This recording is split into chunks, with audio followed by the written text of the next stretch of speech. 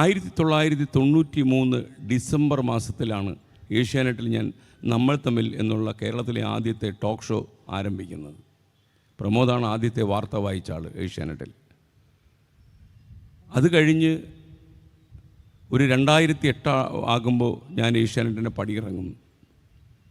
കുറേ കാലത്തെ ഇടവേളയ്ക്ക് ശേഷം എനിക്ക് തോന്നി നമ്മുടെ ആളുകൾ, കാര്യം എല്ലാ ചാനലിലും ഇഷ്ടംപോലെ ടോക്ക് ഷോകളും ചർച്ചകളും ഉണ്ട്, ഇങ്ങനെയൊരു സംവാദ പരിപാടിക്ക് ഇന്ന് പ്രസക്തിയുണ്ടോ എന്നറിയാൻ വേണ്ടി മാത്രം ആഴ്ചയിൽ ഒരു ദിവസം മാത്രം സംപ്രേഷണം ചെയ്ത ഈ സംവാദ പരിപാടി എല്ലാ ദിവസവും 24-ൽ സംപ്രേഷണം ചെയ്തു.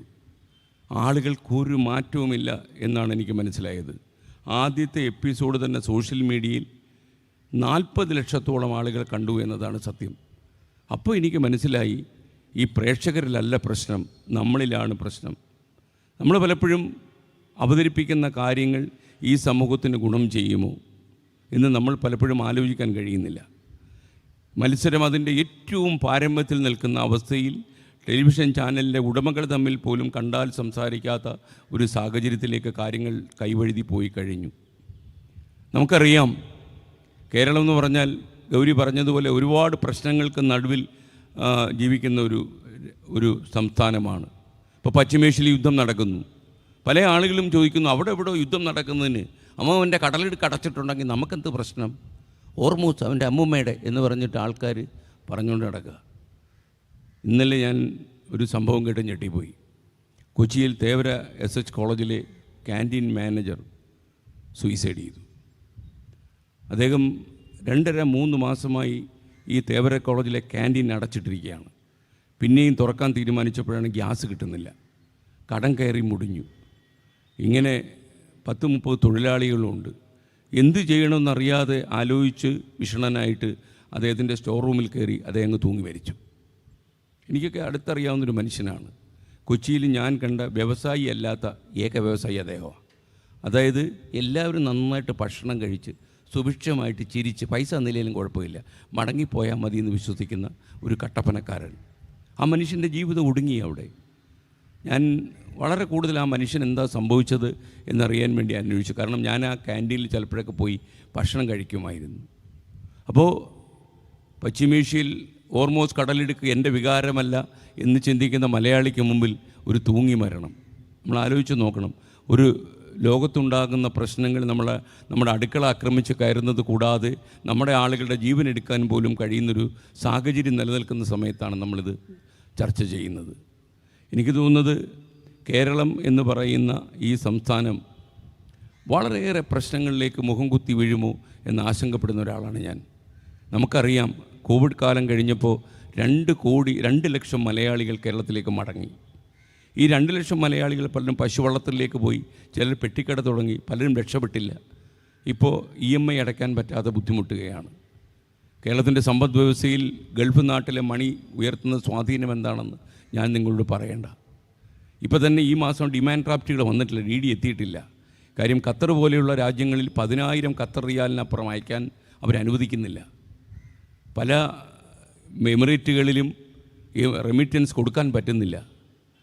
ഇപ്പോൾ ഗൾഫ് നാടുകളിൽ സ്ഥിരമായി താമസിക്കാമെന്ന് വിശ്വസിച്ച പല മലയാളി സുഹൃത്തുക്കളോടും സ്വകാര്യമായി സംസാരിക്കുമ്പോൾ ഇത് നമ്മുടെ നാടല്ല എന്നവർ പറയുന്നു.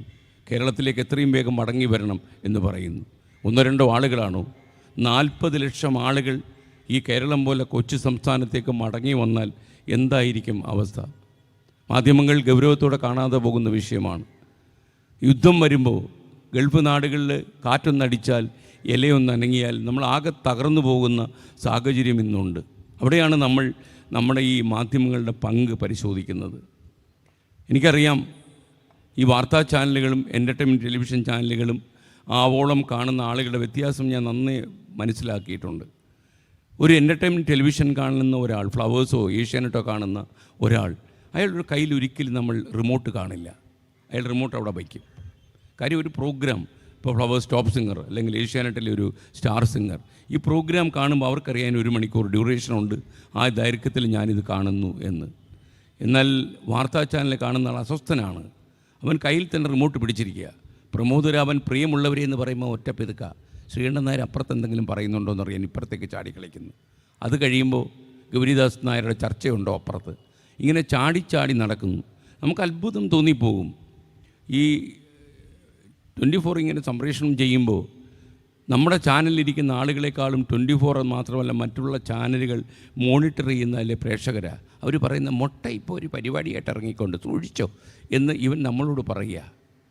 അപ്പം മുട്ടകൾക്ക് വലിയ മാർക്കറ്റാണ് ഇപ്പോൾ കേരളത്തിൽ. നമ്മുടെ ആ സംവേദനക്ഷമതയിൽ മുട്ട വരുത്തുന്ന മാറ്റങ്ങളാണിപ്പം സമൂഹം എൻജോയ് ചെയ്തുകൊണ്ടിരിക്കുന്നത്.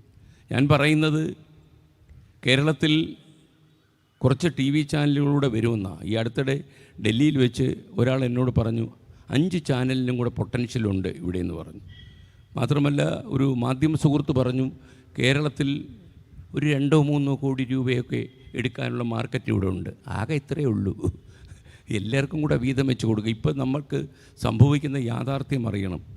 അതായത് ഈ ടെലിവിഷൻ നിർമ്മിതിയുടെ ചെലവ് കൂടുകയും ആളുകളിപ്പോൾ ഒരു ക്ലയൻറ്റിൻ്റെ അടുത്തേക്ക് നമ്മൾ പോയി കഴിഞ്ഞാൽ ആ ക്ലയൻറ്റ് വിചാരിക്കും നിങ്ങളുടെ റേറ്റിങ്ങും പുണ്ണാക്കൊന്നും അവർക്ക് ആവശ്യമില്ല. 12 ചാനലുണ്ടെങ്കിൽ അങ്ങനെ 10 ലക്ഷം രൂപയുടെ എല്ലാവർക്കും കൂടെ വീതം വെച്ച് കൊണ്ടുപോയി തിന്നെ എന്ന രീതിയിൽ അവർ തരികയാണ്. അവിടെയാണ് ഈ വാർത്താ ചാനലുകൾ തമ്മിലിങ്ങനെ ഭയങ്കരമായ മത്സരം നടത്തി ഉള്ളടക്കത്തിൻ്റെ വില പോലും വളരെ വർദ്ധിച്ചുകൊണ്ടിരിക്കുക. ഞാൻ ഒരേ സമയം മാനേജരും ഒരേ സമയം അവതാരകനും ആയതുകൊണ്ട് എനിക്കൊരു സത്യം ബോധ്യപ്പെട്ടിട്ടുണ്ട്. ജീവിതത്തിൽ ടെലിവിഷൻ അവതാരകൻ ഒരിക്കലും മാനേജരാകാൻ പാടില്ല. ഈ ദാമ്പത്യത്തിലും പ്രേമിച്ച് നടക്കുന്നതിലുമുള്ള വ്യത്യാസമാണ്. പ്രേമിച്ച് നടക്കുമ്പോൾ ഒരിക്കലും കാമുകനോട് ഇന്ന് 150 ഗ്രാം വെളിച്ചെണ്ണ വാങ്ങിച്ചുകൊണ്ട് വരുമോ എന്നൊരു കാമുകി ചോദിക്കത്തില്ല. എന്നാൽ കല്യാണമൊക്കെ കഴിച്ച് വീട്ടിലോട്ട് കയറുമ്പം 500 ഗ്രാം പിണ്ണാക്കും 1 കിലോ വെളിച്ചെണ്ണയും വാങ്ങിച്ചുകൊണ്ട് വരാൻ പൈസ ഉണ്ടോ കയ്യിൽ എന്ന് ചോദിക്കുക. അവിടുന്ന് തുടങ്ങും ദാമ്പത്യത്തിലെ ശരി തെറ്റുകൾ എന്ന് പറയുന്ന പോലെയായത്. നമ്മളിങ്ങനെ ഫ്ലോറിൽ നിൽക്കുന്ന സമയത്ത് നമ്മൾ പ്രമോദരാമനെതിരെ അടിക്കാനുള്ള കരുത്തൊക്കെ ഇങ്ങനെ നേടിക്കൊണ്ട് നിൽക്കുന്ന സമയത്തായിരിക്കും മറ്റേ അവിടെ നിന്ന് അയാൾ മറ്റേടത്ത് 1 കോടി എത്തിക്കാനുള്ള ദിവസം ഇന്ന കയ്യിലുണ്ടോ എന്ന് ചോദിക്കും. അപ്പോഴത്തേനും നമ്മുടെ സർവ്വശക്തിയും പോകും. പക്ഷേ ഞാൻ പറയുന്നത് ഈ മാറിയ കേരള വിഷൻ തന്നെ പലപ്പോഴും ഒരുപാട് നല്ല കാര്യങ്ങൾ ആളുകൾക്ക് സ്കോളർഷിപ്പ് കുട്ടികൾക്ക് കൊടുക്കുന്നു. പല പരിപാടിയിലും ഞാനും പങ്കെടുത്തിട്ടുണ്ട്. അതുപോലെ ഈ പ്രക്ഷേപണം മാത്രമല്ല ഒരു ബ്രോഡ്കാസ്റ്ററുടെ കടമയെന്ന് കരുതുന്ന ഒരു കാലത്താണ് നമ്മൾ ജീവിക്കുന്നത്. ഞാനിപ്പോൾ ഒരു പരിപാടി ആവിഷ്കരിച്ചിട്ടുണ്ട്. നിങ്ങൾ അറിഞ്ഞിട്ടുണ്ടോ എന്നറിയില്ല. കേരളത്തിലിപ്പോൾ 4 ലക്ഷം ആളുകൾക്ക് വീടില്ല. ഗവൺമെൻറ് 5 ലക്ഷം പേർക്ക് വീട് കൊടുത്തിട്ടുണ്ട് ലൈവ് മിഷൻ വഴി. എല്ലാവർക്കും വീട്.